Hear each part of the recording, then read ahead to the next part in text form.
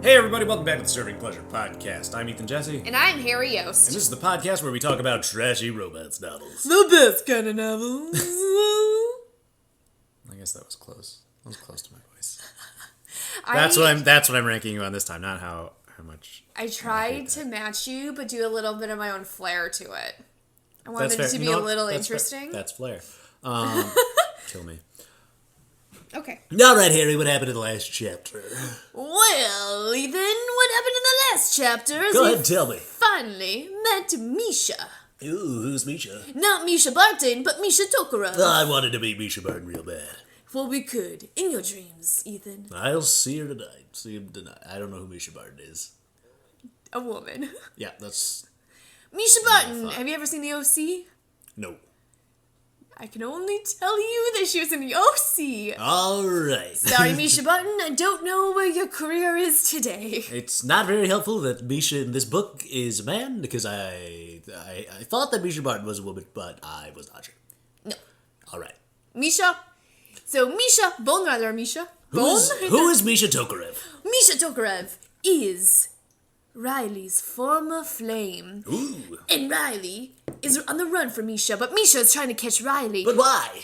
But why is Riley on the run? Yes, Riley's on the run from Misha. Yes. And the Tokarev family, and the entire Tokarev syndicate. Yes. Misha's part of a very popular is not the very powerful Russian crime syndicate.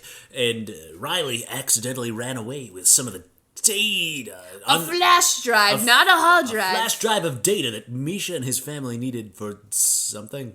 Something they needed. But Misha also has to get married, and he only has 3 days to complete his mission of finding Riley. And he has to fly to New York to reunite with Papa Tokarev. But he doesn't want to do it. He doesn't. Because Papa Tokarev is a sexist asshole. And Russian Santa. And Russian Santa. I can't imagine that real Santa, would ever be a sexist asshole. I feel like Santa is an equal opportunity employer. Why does Santa always give pink gifts to girls? Santa, we need to have an intervention. Santa, we need to talk.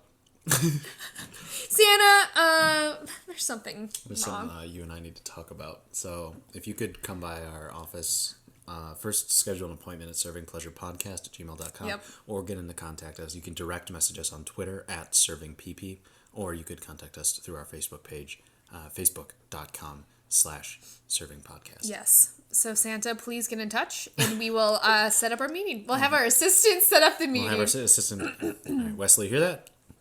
Bailey? 2 are on it. Be on the lookout for Santa. Santa Claus is coming riding to town. The bone. Santa Claus is riding the bone. Oh. That's what all that build-up was Yeah, for. it was. Well, you know what? It was also building up to Bone Rider. Chapter 7. The ground was shaking. The air vibrated with a dull roar. The stink of rubber and exhaust fumes was everywhere. Still mostly unconscious, Riley muttered a protest when a bright light burned through his closed eyelids. He'd have turned away his face, but his limbs felt so heavy and he was still so tired. He couldn't rouse himself enough to twitch, let alone move with a purpose. Only no purpose. Something huge and dark shrieked past his prone body. No, not a penis. No, not yet. And pelted him with dust and gravel. A car. But by then, the light was gone and Riley couldn't care less. He lay there for a minute or two. Probably more. I need to stop. Every sentence will be just like little extra Ethan commentary. He lay there for a minute or two, woozy and doing his best impression of roadkill, as he struggled through the cobwebs in his mind to try to figure out what the hell had happened. That's good. He remembered glimpsing one of Misha's men at the Southern Screw and hot-footing it out of town, because the only weapon he had was his dad's old Heckler and Koch pistol. Coke? Heckler and Cook. Cook isn't Cook? Yes. Not that Cook. Not... Go on. The Heckler and Koch pistol, and he didn't intend to ever use it on a human being. He'd been driving, drinking coffee, and then... Hey, buddy, you okay? Riley blinked open his eyes carefully and quizzically stared at the pair of scuffed cowboy boots in front of his face for a moment. Something was wrong with that picture. Hey, kid. Oh, Midwestern. Nope, too late. Hold up. Say the whole line. Hey, can you hear me? Deep voice, Midwestern flat, wary, but with a hint of concern beneath. 6 out of 10. I'm just so disappointed that was a Midwestern voice. I'm like, oh, I always like to camp up the Midwest. And I just assumed Texas South. You could try it again, and I could just cut it and fix it. Okay. I'm already sticking to it. It's a Midwestern with an identity And crisis. I don't cut episodes. No, never. I don't do that anymore. Please, that's too much work. Just make sure they're not loud. Right. The boots shifted, were replaced by knees and grimy jeans. A hand closed around Riley's shoulder, shook him carefully. Wowza, wowza! It helped to bring him back, made him realize he was lying on the ground, cheek pressed against the cooling surface of the I-10 emergency lane next to his truck. Hey, at least System 6 put him in the emergency lane. Yeah. Considerate. Thanks, System 6. He just didn't know how he got in there. Had he passed out? Why would he? He tried to roll over and was surprised to find he could do so easily. Somehow, he'd expected to hurt. He wasn't sure why. I'm okay. His throat ached a bit, but not too bad. It felt like the aftermath of giving a really good blowjob. Or maybe the first twinges of a minor cold. One or the other. I feel the same. You know, how is my throat feeling right now? Is it feeling blowjob sore? I could be getting sick. My throat, it feels a little blowjobby. You know, on a scale of blowjob to sick with cold. Blowjob to cold. They're so close to each other. It's a very small Small scale. scale. But, you know what? I feel like mine just might be... I think mine's a little blowjobby. Mine's Definitely a little blowjobby. Mine's just... I have a cold. both. A little column A, a little column B. You know? I'm not going to continue on with hear it. my water. I hope you can, everyone. We believe in hydration here. He sat up and finally took in his surroundings, unable to shake the feeling that he was being watched. And not by the guy who was eyeing him critically now. The Good Samaritan was the only one there, though, so Riley dismissed the notion and focused on the man. He was stocky and bearded, well worn around the edges in a way that spoke of a long time on the road. Is this character going to be important? Because that's a lot of detail for a character that's like, if they're not going to be important. I think it's only because he's from the Midwest, and everyone knows it's best in the Midwest, so... He's a great man. He's a great man. Only great men deserve to be talked about. And described so clearly.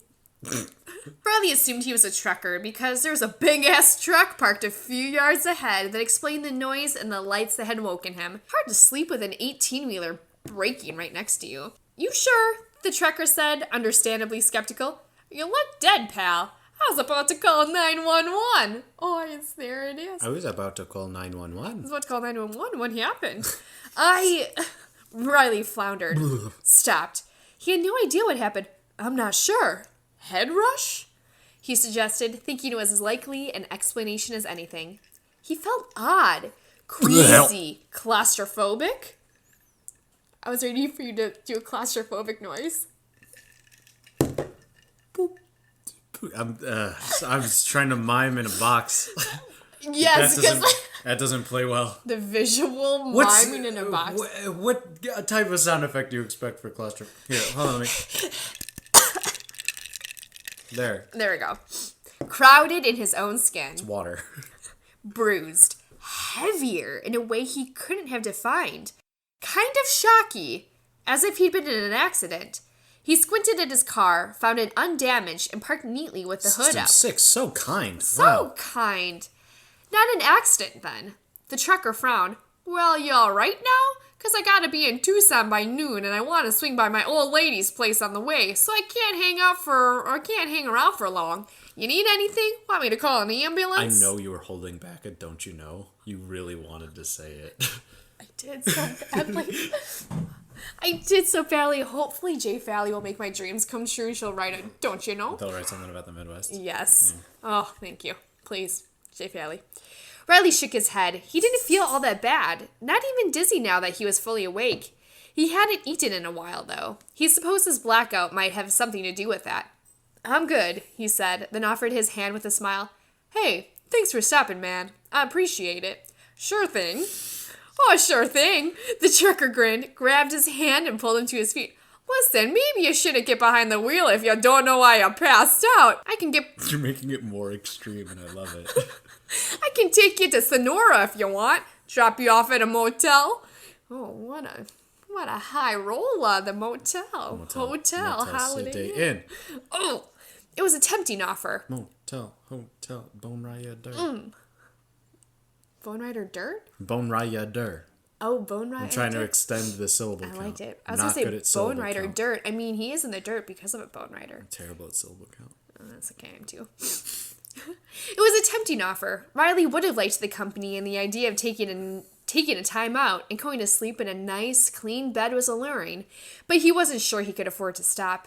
He didn't think he had a tail, but it was possible, and he didn't know how long he'd been out. He glanced at his watch, but the display was cracked and dark. Come on, digital nerd. I like it, nerdy.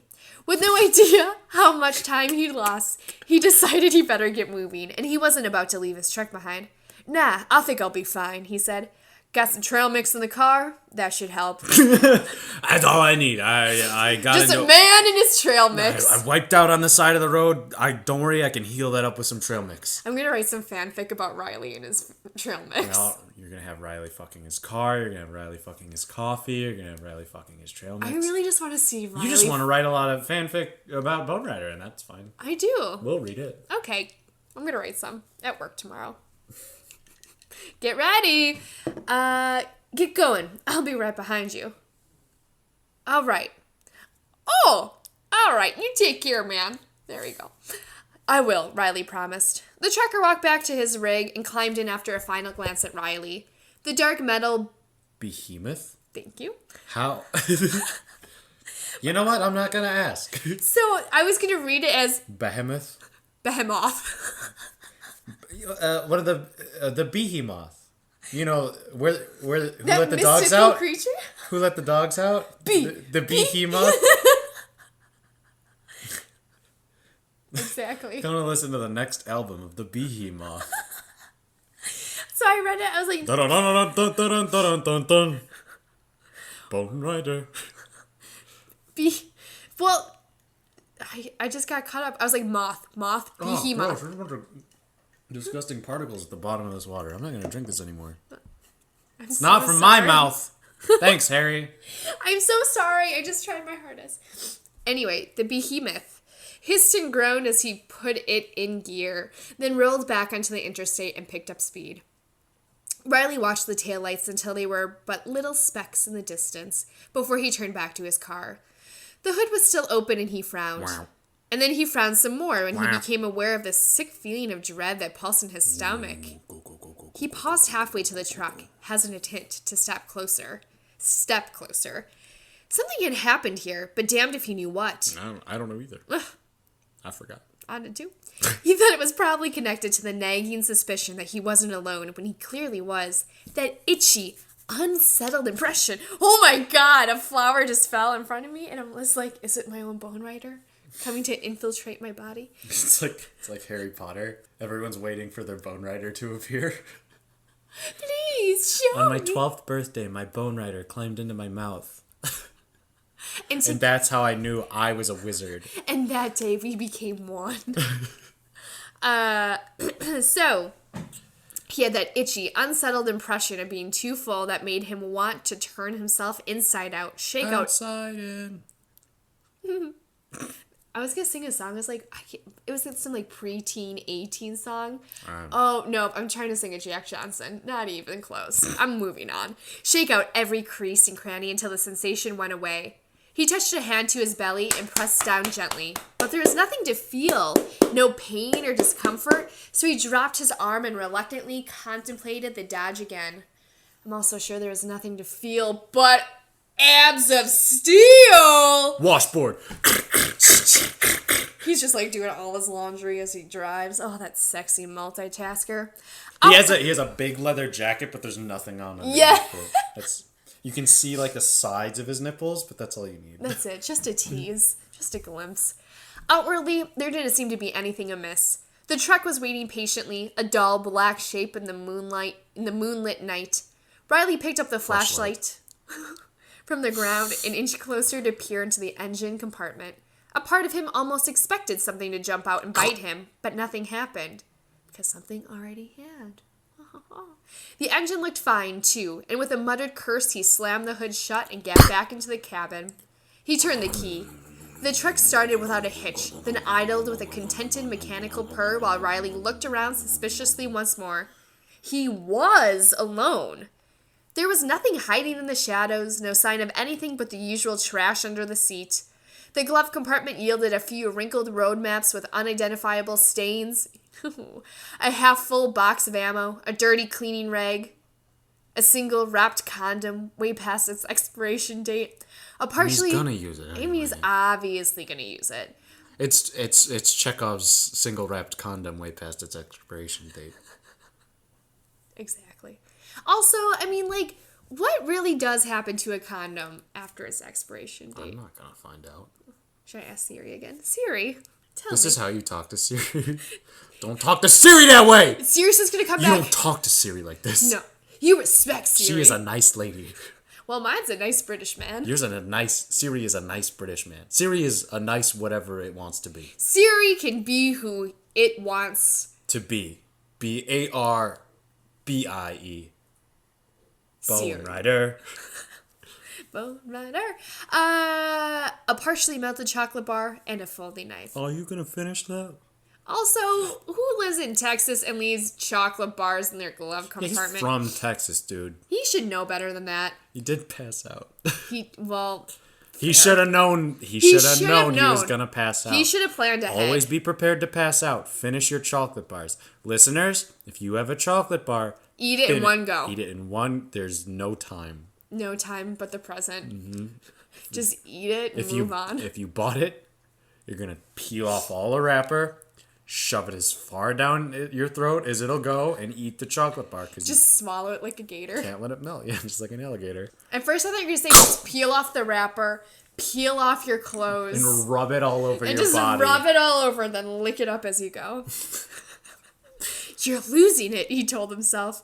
He sounded frightened even to his own ears, which made him close his mouth with a snap and clench his jaws for good measure. Fuck this! He put his car in gear and got back on the highway. Much to his surprise, Riley didn't get tired again until he hit El Paso in the morning. He'd been there once before. Didn't care much about the place, one way or another. Sorry, El Paso. It was a pit stop in his book. Fuck you, El Paso. Taking a hardline stance against El Paso. Jay Fally's like, this is my time. This is my time to shit on El Paso. Fuck you, El Paso. It was a pit stop in his book, somewhere to rest when he was traveling between Texas and the Rockies. Good steaks. Too many dust storms. He didn't bother checking out the city as he passed through because it just wasn't that exciting. Fuck you, El Paso. Fuck you! El Pasoans? El Pasans? El Paso. El Pastorians? El Pasons. El Pasons? If you are listening, we love El Paso. Los Pasons. The Pasons. Los Pasons. We love you. Fuck you, El Paso. Fuck you, El Paso. Most of it was flat and desert colored. Even Dessert colored. Desert. I was like, we can obviously tell what's on my mind. Dessert, forever and always. 11 o'clock. Dessert colored. Oh my god! I'm taking this from the top. Most of it was flat and desert colored. Even in the rosy light of the rising sun, shades of concrete and grit. Of the Bone Rider. Rush hour was in full swing, and he inched along with the rest of the crowd, following the wide, winding band of the I-10 that ran through the city like a jugular vein. The sight of all those cars packed so closely together briefly intensified the anxiety that had haunted him ever since the uncanny interlude in the desert. He stopped twice more on the way, ignoring the need for speed long enough to search his truck top to bottom for possibly memory-erasing stowaways. How would you know? How would you know? Alright, that's a bit far. Like, if it was a memory-erasing stowaway... Is Will Smith here? Oh. That dog is making farty noises as it sleeps. Tilda's...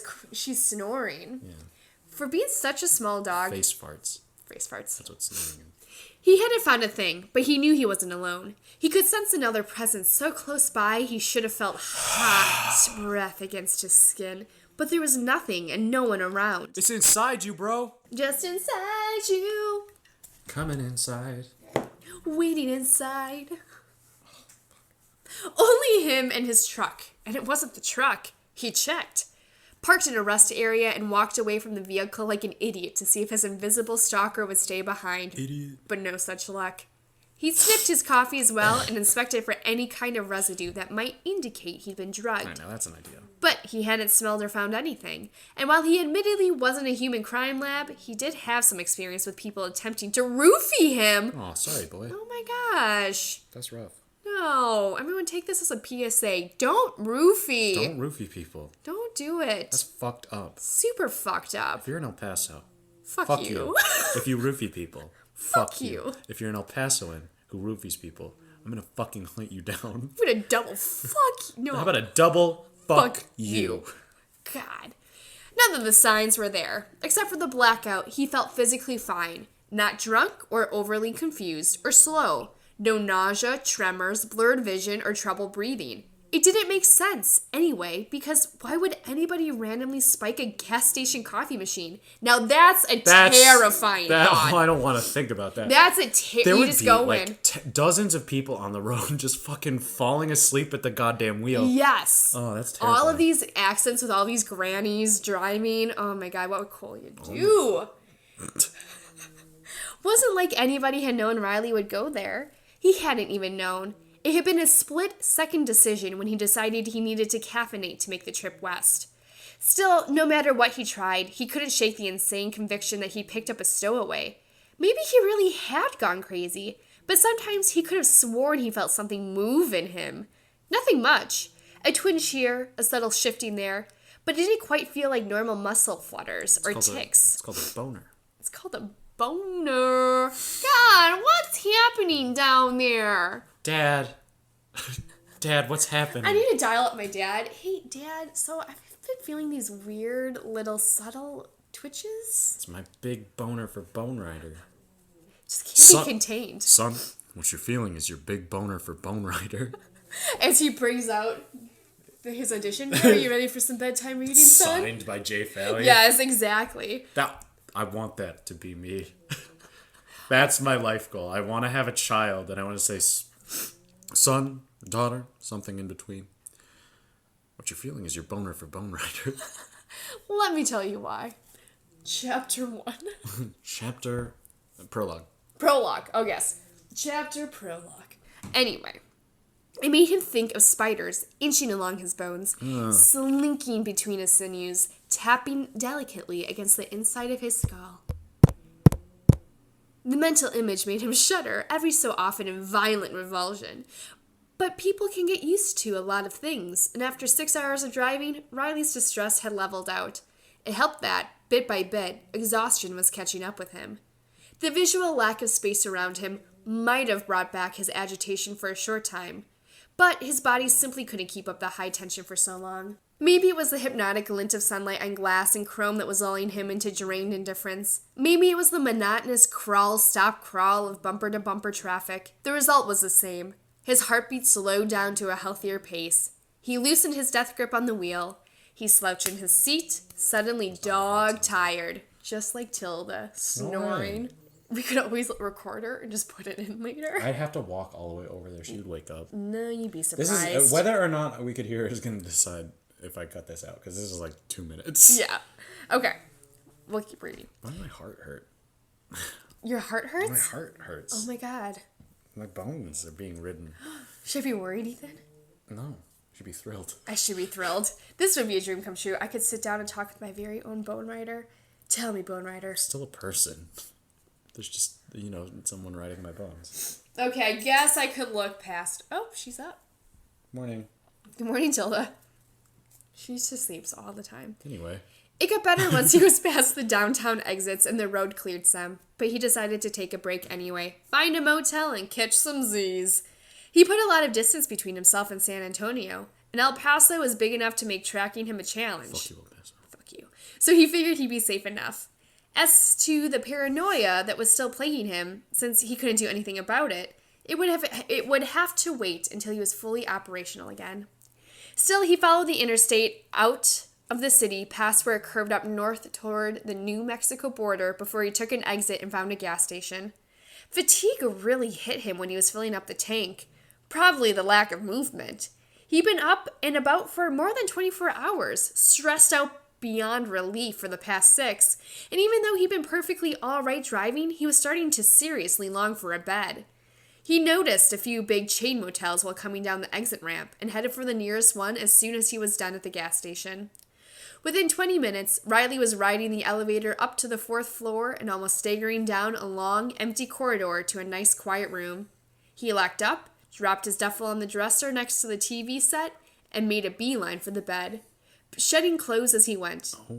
He fell asleep on top of the covers, naked and grimy, his body still humming with the echo of driving and the lingering, not quite memory of pain. He dreamed of Misha. That in itself wasn't surprising. Misha had been a permanent fixture in Riley's dreams pretty much since they'd first met. Wet dreams, funny dreams, bizarre dreams, soul-chilling nightmares. They all had clowns in them. They all had clowns, all Pennywise. I'm not going to watch that. Oh, I'm not going to watch that either. I can't... Clowns Forever ruined for me from when my cousin told me when I was a kid that Pennywise was going to come out of my shower and eat me through the floor. Does it bother you that I want to be a clown? All right, this might change our working relationship. We might have to cut this chapter short. We have to cut this short. I'm going to walk home. That's about a 3-hour walk. Yes, that is definitely like 5 or so miles for you, so enjoy. Dog fart.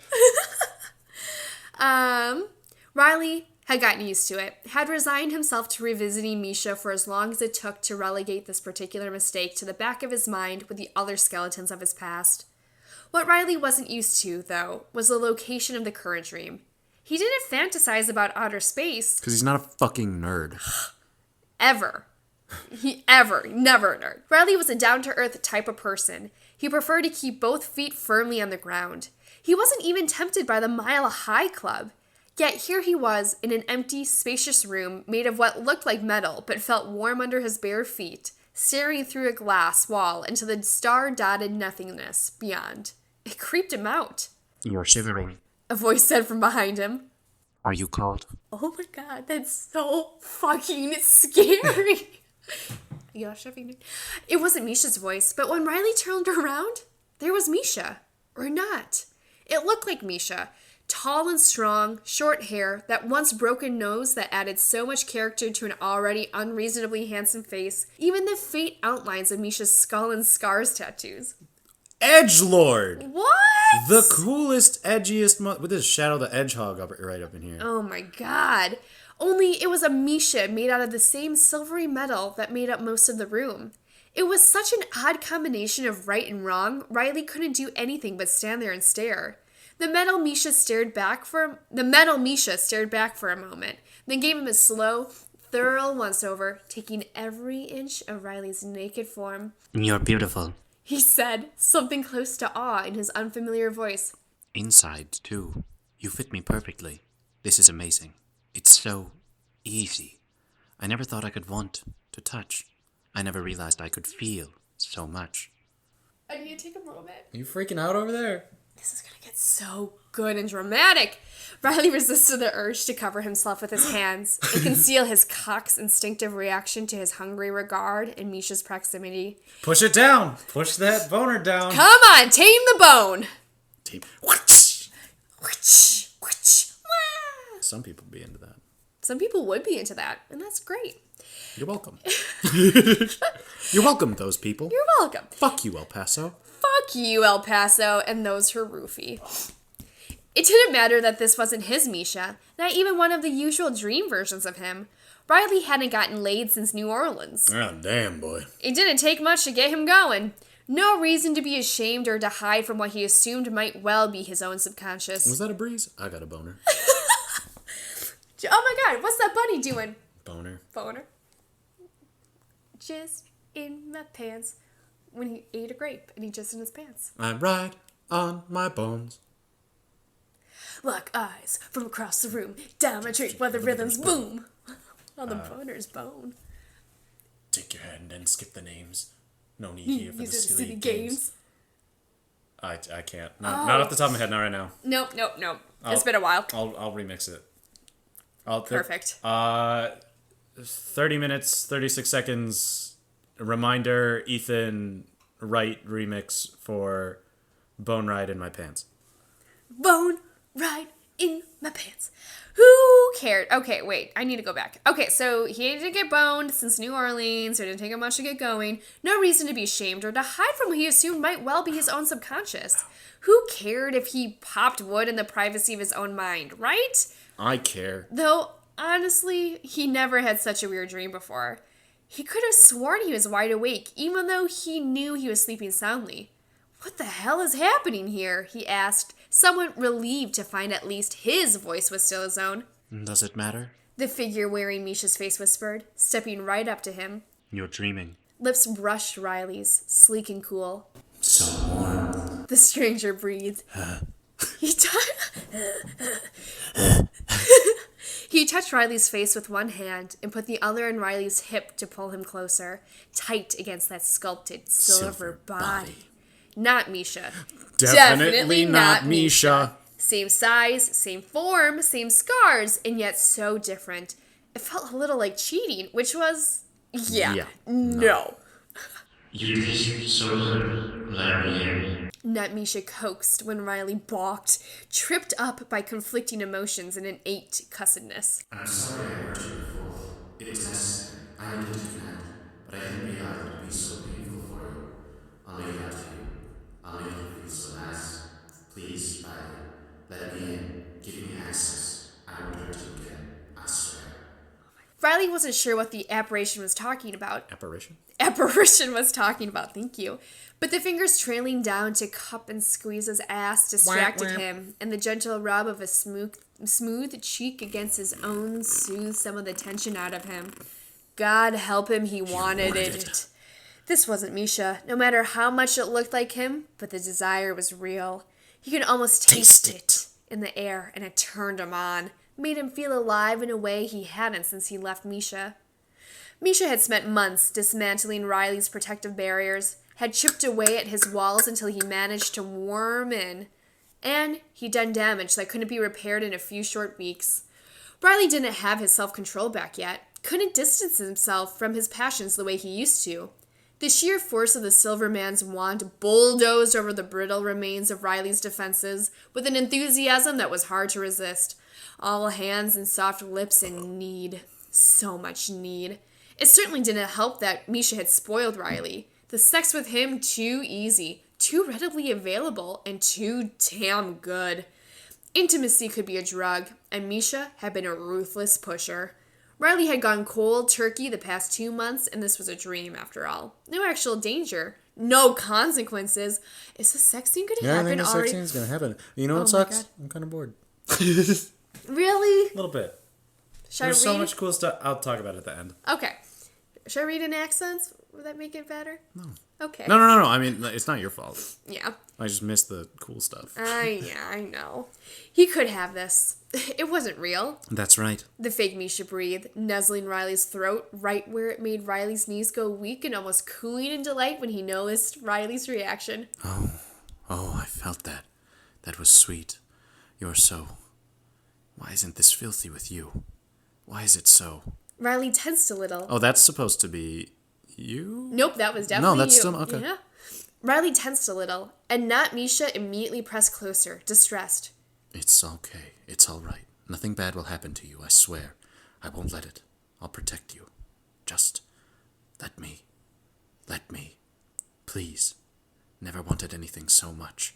Let me in. Riley didn't answer verbally. Oh, that's really quiet. Sorry. No, it was sensual. Doing my best. Everyone... I just gotta get closer. Closer. Riley didn't answer verbally, but he took a deep breath and made himself relax. Allowed himself to reach up and hug back. Just a dream. Nothing could happen except maybe waking up to wet sheets. Damn it. This was safe. It was nothing but a dream, and he wanted it so much. Needed to be touched. Needed to touch.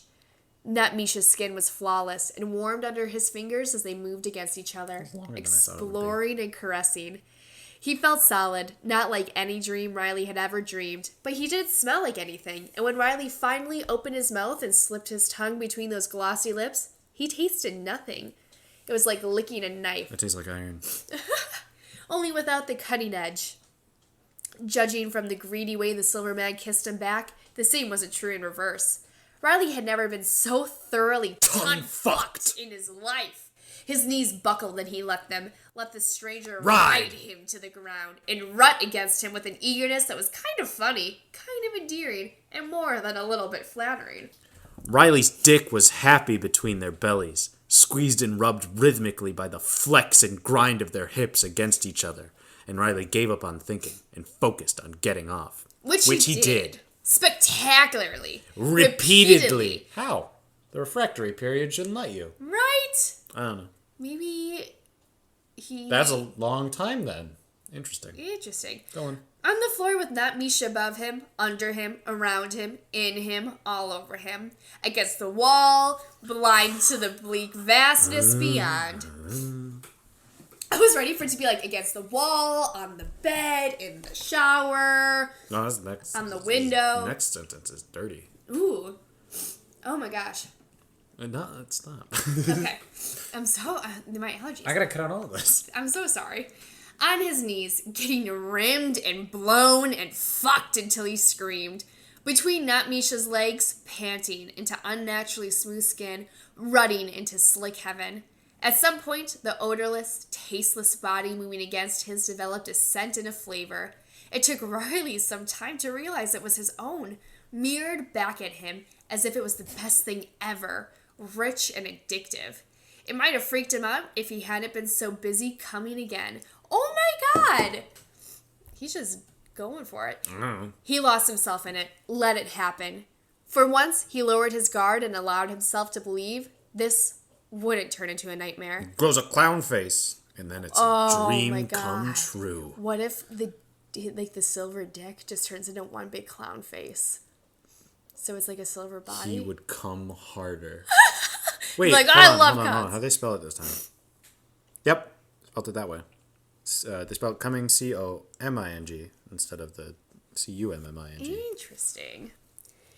So this didn't turn into a nightmare. It wasn't whom he really wanted, but it was good. Mind-blowing, actually. Also, completely absurd, and that made it even better. He couldn't have let go and let it happen if it had been real. He had too many issues, was too screwed up for casual sex, no matter how amazing. With the walls melting around them, outer space turned into Texas hill country. What should have been stony earth, warm and satiny under his back, and the sky above spinning slowly into a velvety dreamscape, he felt, wait, what? With the walls melting around them, outer space turning into Texas hill country, what should have been stony earth, warm and satiny under his back, and the sky above spinning slowly into a velvety dreamscape, he felt secure. Yeah, that's right. I don't know why that sentence seemed weird to me. It's just longer than you're used to. He could tolerate when, at the end of it, the silver man pulled him closer, not to initiate another round of fucking, but to hold him tightly, as though he cared. Everybody wants to cuddle. Everybody does want to It's cuddle. important. There was a knot in Riley's chest and it hurt, but this wasn't real. Nothing but a dream, so he let it happen, let himself cling back for a little while. He finally drifted off into deeper slumber, worn out and completely satisfied, his limbs tangled up with Not Misha's and his head resting on Not Misha's broad chest as if it belonged there. The last thing he felt was the gentle press of lips against the crown of his head while he listened to the absence of a heartbeat. That's more discomforting than anything else. It is. Oh, hold on. End of chapter 7. So the sex happened, but I'm really sorry to say it was a little anticlimactic. No, well, the thing is, it's not like the sex that would happen like towards the end. It's not like chapter 12 or anything, which That's true. I presume would have the more gritty stuff. And even then, what's weird is it's not like as detailed as some of the other scenes have been. I don't know. Yeah. But in a way, maybe that's not a bad thing, because it's kind of like, oh, we're reading this novel where sex happens to happen. I mean, it kind of goes against our entire mission statement. I kind of feel bad that I've been reading Bone Rider, and I've been so excited for every chapter. But when we get to the part that makes it, the reason that we do the podcast, I'm just like, yeah, this was supposed to happen. And you know what? I said this earlier in the week, but I don't like when things meet my expectations. Because, I don't think there's a way that the sex scene in this book, at least the first one, could have, blown me away.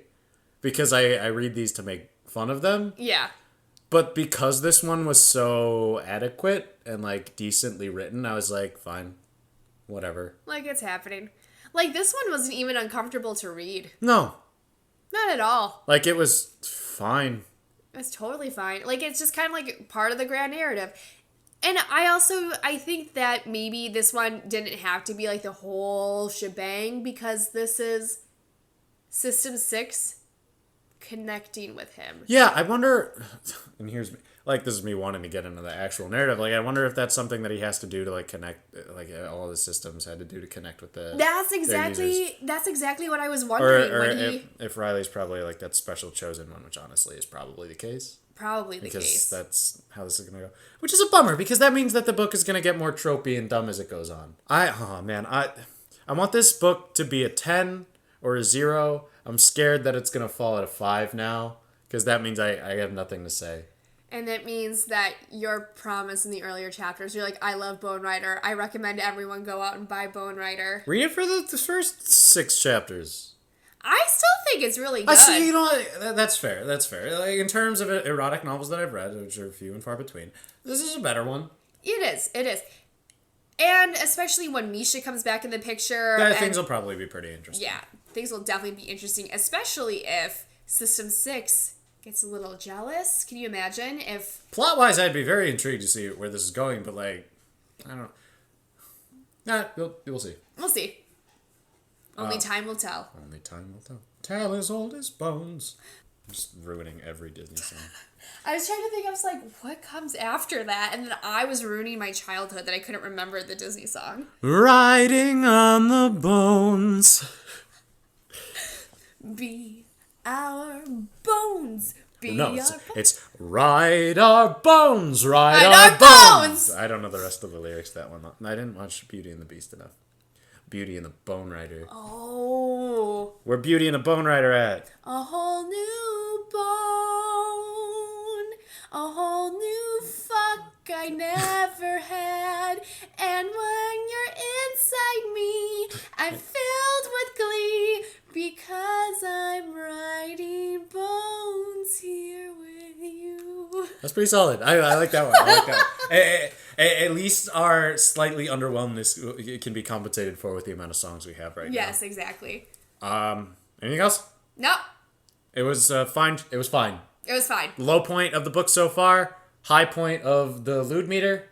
Actually, no. Because I think we're running so long. I have to cut out so many of my sniffs. That's fair. I thought that the really creepy part where System 6 crawls into his mouth the first time, I thought that was more interesting.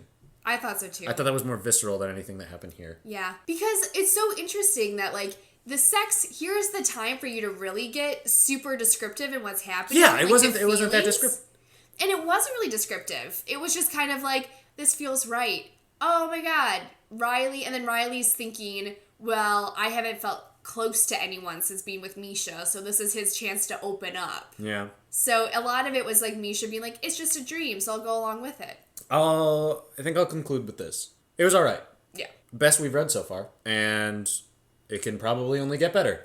So stick around. Bye. I like that one.